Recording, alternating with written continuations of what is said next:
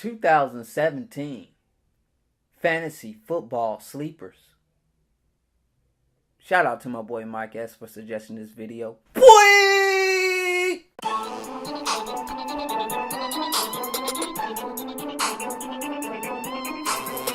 Welcome to another exciting episode of Skill. I'm your host, King Coopa J, and today we're going to be talking about 2017 Fantasy Football Sleepers. Okay guys, with that being said, the first thing we're going to focus on is the flex position. Now I'm going to hit 2 players in the flex position, I'm going to do 2 players in the tight end position, and I'm going to do 2 running back sleepers that would just potentially have an enormous upside. Now, there will be 2 parts to this video. This one focus on the positions I just told you. My next video will focus on the quarterback and the wide receiver.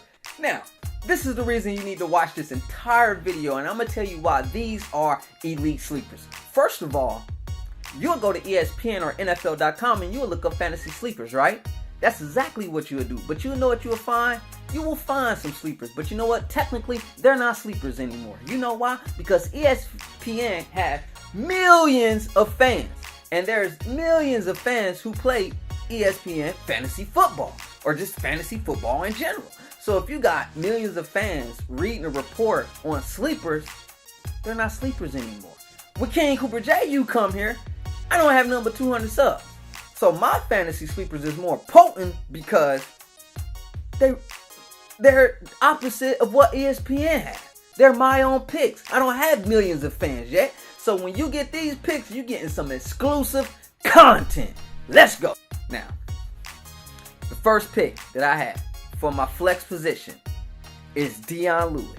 The dude is ranked 166 on ESPN Fantasy. He's 58th overall as far as running back goes. Bill Belichick recently reported that they want to see what Dion Lewis can do, right? So they put him out there in his preseason opener. He did well. He had 4 or 5 catches for 23 yards, right? Which is good because we know he's still catching out of the backfield. We know what the focus is with Dion Lewis. Although he did have 7 attempts for 32 yards. So we know that we're starting to see flashes of the old Dion Lewis based off the first preseason game. And he wasn't even really rocking with the starters like that. Now this is why his upside is so great.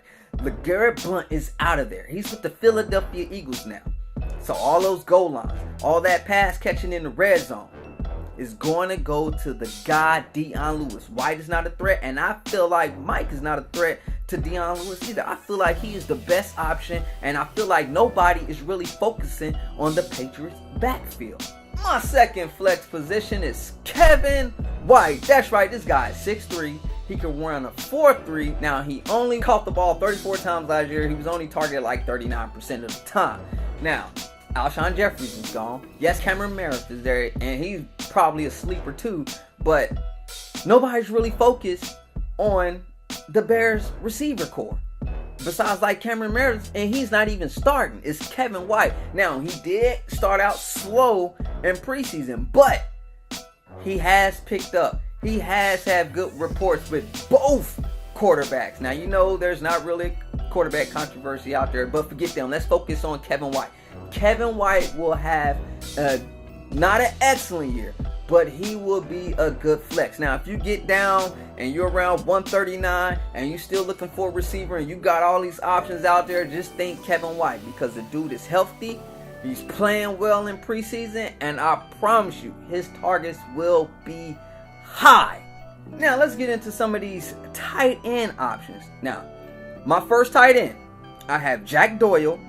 He's ranked 126 according to ESPN. He's the 12th overall tight end. He caught 59 passes last year, and he was ranked 11th in that category. He had 5 TDs, 79% catch rate, which is ranked 5th among all tight ends. He just signed a 3-year extension, and now Kobe Freener is gone. Dwayne Allen is gone.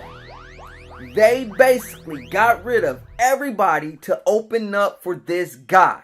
Now, the Indianapolis Colts offense 20% of it is to the tight end. Now, with Andrew Luck coming off this shoulder injury, everybody's like, oh my God, Andrew Luck, he's hurt. There's been reports out there like, we don't know what's going on with Andrew Luck. So you know what that does? It drops Andrew Luck fantasy. It drops Jack Doyle fantasy. It drops everybody on the team fantasy because people really don't know what's going on with Andrew Luck. But let me tell you something. Andrew Luck is good. Now back to Jack Doyle. This dude has been improving every year, and he was even getting it in last year. He was placed like 11th or 12th for tight ends in fantasy, and he even scored 5 touchdowns.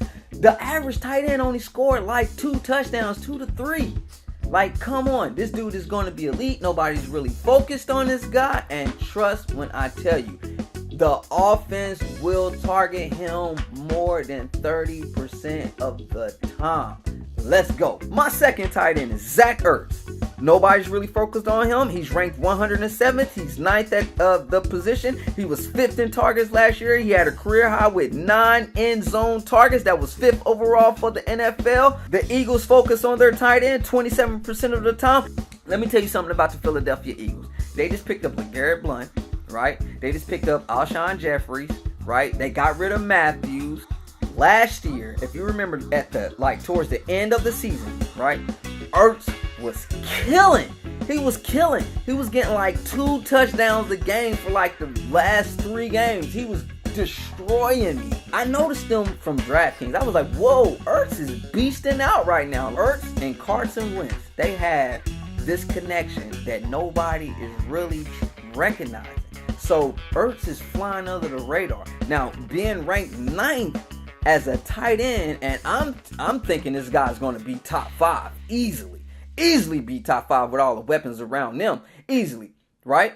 So you got all these weapons around Ertz, and nobody's really focused on him. At the 9th position, if you're playing a 10-man league, you're good. That means you can fade the majority of tight ends and still be solid at the end of the draft. Let's go. The last position I like to talk about is the running back position. Now, if you want to fade a bunch of running backs in the beginning and you want to wait till the later rounds, I have the NFL sleepers for you. Let's get it. My first NFL sleeper is Carlos Hyde. The dude is ranked 36, so you're probably going to have to pick this guy up around 3rd round because people will sleep on him. He is the 15th overall back. You get 2 positions, so that means fairly around 3rd, 4th, 5th round, you need to be thinking about picking this guy up. Now, he had 217 attempts last year for 988 yards with 6 touchdowns. He almost hit a G, and he only played 13 games and posted 5 top 10 fantasy weeks. Now, let's really get into it. Now, we know he's been plagued with injury, but at the same time, this Ohio State standout is a beast. He is a pass-catching running back. Now, let's get into it. He doesn't have the greatest quarterback out there, ladies and gentlemen. We all know that, but let's really break this down. Let's really break this down. You get into those 3rd, 4th, 5th rounds and you like, wow, I need a running back. Who do you really want to take? You want to take a guy who can at least get you 1,000 yards. Now, 988, that's not bad. That's not a bad year. But at the same time, people fading this guy. They sleeping on Carlos Hyde. My last fantasy option at the running back position is Isaiah Crowell. He was ranked 31 according to ESPN and 14th overall as far as his position. Now, this guy had 198 attempts, right? 952 rushing yards, 7 touchdowns, 40 receptions for 319 yards. Now, let's look at it this way.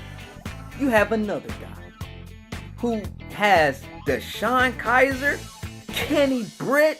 They still got Barnage. They got Coleman, who was a rookie last year, although he did get hurt, and he kind of made me mad because I picked him on a fantasy team. All of these assets will definitely boost Isaiah Crowell's fantasy value. If you need a solid RB2 and you're in those later rounds, Isaiah Crowell is the guy you want. Always try to gear towards the guys who can get you at least 1,000 yards and they can catch out the backfield. That's how you want your flex. That's how you want your running back position if you intend on picking late, because he is a solid option for a RB2. Now, you don't want to wait too late to pick this guy because, like I said, he's at the 31st position. So that means he will probably get selected in the 3rd to